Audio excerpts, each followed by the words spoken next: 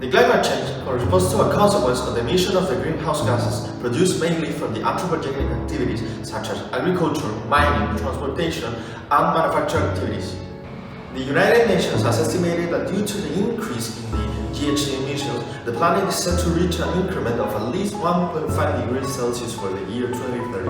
which is also why more than 190 countries are gathered together during the COP21 and more recently the COP26 to set on one of the topics an agreement for the control and maintenance of the average increase of the temperature below 1.5 degrees Celsius. This is so important because the changes produced by the alterations of the temperatures have effects through all parts of the planet, with the most devastating results in things like the destruction of entire ecosystems, the increase of droughts, forest fires, and plagues.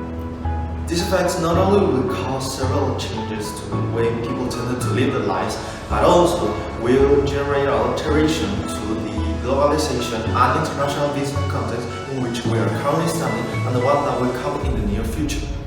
As time passes, more and more industries set themselves to a more globalized environment, which tends to cause a massification of the production lines, the import and export of products, and also the division process of the production through different countries all around the world. Therefore, if the effects from the global warming continues the way it currently is, the damage will tend to scatter across entire commercial networks, generating bigger amounts of contamination and negative externalities that, to be solved, will have to be settled by the participation of the governments, the creation of new regulatory public policies, and establishing new markets with positive externalities. If this is not controlled and the global warming keeps up the pace that it's right now, the effects mentioned before will have devastating results to the global economy, just like, for example, the decrease on the average GDP of the countries, especially on the ones with an emerging economy. A sample of this corresponds to the investigation created by the Pontificia Universidad Católica del Perú, which explains that if there is no change on the GHG emissions, by 2025, countries like Bolivia will suffer a relative loss of 7.3% of their annual GDP. Another problem that should preoccupy international businesses is a continuous loss of their competitive advantages due to the changes of the environment. It is, for example, the case of India, the fourth largest producer of agriculture in the world, and which, according to Santander, it corresponds to the 16% of their annual GDP. But what will happen if in the next decade, due to the changes of the environment, they no longer will have a good soil or the droughts are strong enough to destroy the plantations thanks to the lack of water? In that case, they not only will lose a big part of their GDP, but also 41.5% of the working population that is dedicated to this industry will struggle to maintain away from extreme poverty. Also, the level of exportation will decrease, producing a lack of stock in products and therefore a rise on the average prices, obligating companies to modify their market strategies.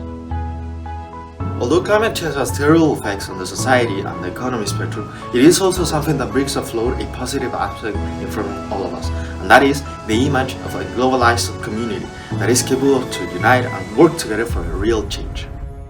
Currently, the goals proposed since the COP21 for the maintenance of the global temperature had been lacking and is supposed to not be achievable for 2030.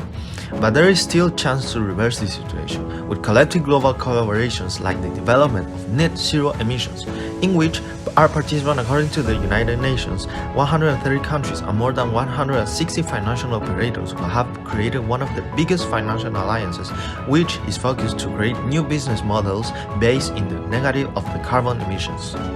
This way, there will be a possibility of achieving a change. We need to understand that there is no second word to live in, and the only way to making a real adjustment is with more collaboration and more ambition between everybody.